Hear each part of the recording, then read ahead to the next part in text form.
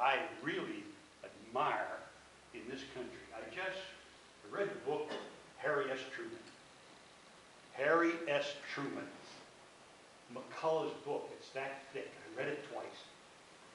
I admire him more probably than any president, with the exception probably of George Washington and Abraham Lincoln, and maybe Mr. Reagan. Understand?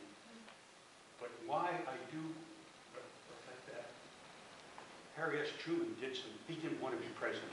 He was vice president. He didn't want the job. He took the job. He was a little guy like me.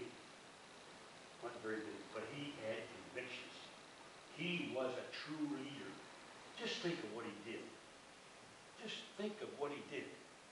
He had to decide to drop the atomic bomb, which was probably, we walked around for days trying to make it happen, but he had to make that decision to end that war and stop that killing that would have gone on had we tried to invade Japan at that time. So, and you might not agree with it, but he made that decision. Made another decision. He fired General Douglas MacArthur, the hero in the Pacific War. He was the guy. But he got to thinking he was a general, he was the president, he could do no wrong, and Harry S. Truman stepped up to the plate and fired him. Unbelievable. And he needed to be fired, really, if you thought about what happened. But did he have the stuff to fire him? Yeah. You know why he was able to do that? In my book, when I read the thing, he believed in this country. This country is great. You don't make decisions on being elected president of the United States. You make decisions on what's right for this country. That's what he made it by. He made most of the decisions. He was a Democrat, if you know anything. I am a Republican. And a damn conservative Republican. I want you to know that. I believe that you work for everything and you get it done. You're not giving anything. That's what football teaches you. That teaches you. And you know who else taught me something about that? My first child. I'll never forget it. Getting to be 2 or 3, you know. Putting on her shoes. You know what she said to me? Me do. Me do. I didn't like those words. I wanted her to keep doing those shoes. Put on her coat. Me do. Me do. Not government do. You know what I mean? You got to do things for yourself. You got to make it happen for you. Harry S. Truman. He had the White House down at Key West. I spent the winter in Video Springs. I drive down to Key West. I have stopped on a cruise twice, and I went to see the Truman White House. And listen to this. This is the greatest story. He would really fit in today really well. He had a bar and a poker table up on the top floor where he could entertain some of his friends. He had a Supreme Court Chief Justice. He had some people in Congress. And he brought them down there for the White House to go in the winter. And he had a bar over there. He served those guys just to talk to them about things. And place to eat. The dinner, dining. And when they built a naval station down there, a dock, they put up a big building that blocked the view of seeing the ocean. And someone came to him and said, we're going to cut that part of the building off and move it over here so that you can see the ocean. It cost $2 million. He said, tell you what, when I want to see that ocean, I'll get out and walk around that building and it'll save us $2 million. Isn't that the kind of guy you want to as President of the United States? Someone that's saving $2 million, not spending $2 million? Hell yeah. The other guy I admire, just read the book, another McCullough book who I really love as an author, 1776. I wanted to go back when this country was first developed. And wow, you all know about the Revolutionary War, you know about it, but this is what gets me about it. You know, we almost had a shutdown of the government just recently. Of course, we averted it. And one of the reasons they said they wanted to avert it was because they wouldn't be able to pay the soldiers that were out there. They made that. I thought someone should read that book.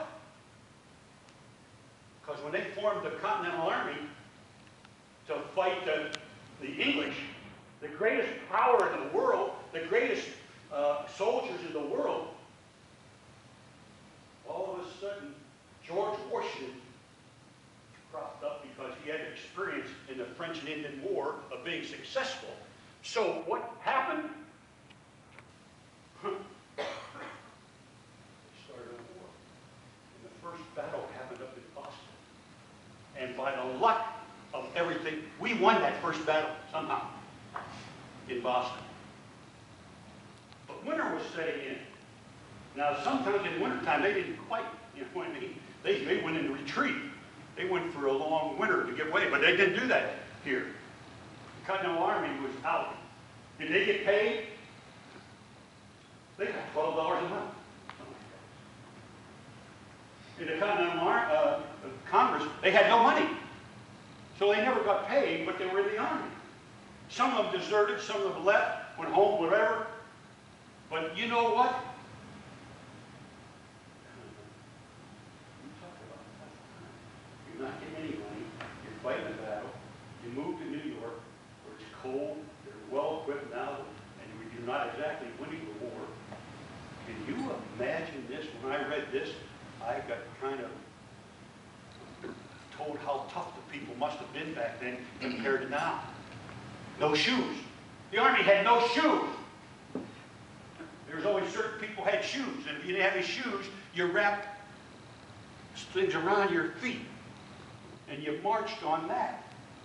Through the winter snow, your feet would get frostbitten and everything would happen to your feet. Did they quit? Yes, some of them did. Deserted. But some of them stayed. Did they get paid? No. They stayed. They believed in the cause. They believed in this country. They wanted a country that they could be not taxed and not things happen to them. And they fought for it. Fought like hell. They won the war. Unbelievable. Against Howe and Cornwallis and all those guys. We won the war. And Washington led us through that. In times when they wanted to quit, he kept them going because he was up front. You can't lead unless you're up front. And you don't get followers, and you're not leading. He built so much of them that they elected him as first president of the United States.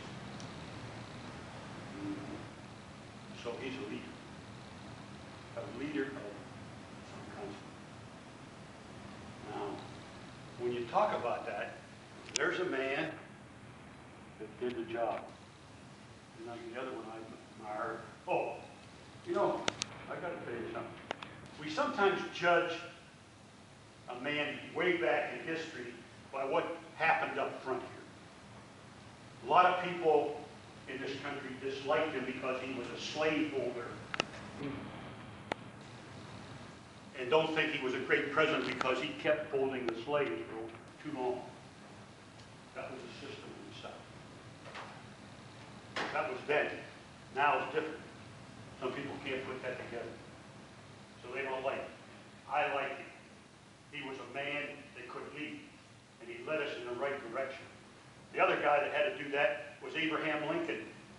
Through the Civil War, would you like to be president when the country is fighting each other, and all the deaths that happen are all Americans? We read that we get 3,000 killed in Iraq in the war, when the Civil War was the most probably brutal war ever fought. I lived in Sandusky, Ohio. I went over to the island where they had a prisoner of war camp of the Southerners brought up there. And you know what that war camp did up there? They did operations experimenting on cutting guys' arms off to see, because they were getting shot off, so they had to do that during the war, so they were experimenting what to do. And they cut your arm off when nothing was wrong with it if you were from the South. What kind of civility was that? What kind of stuff was that? When you talk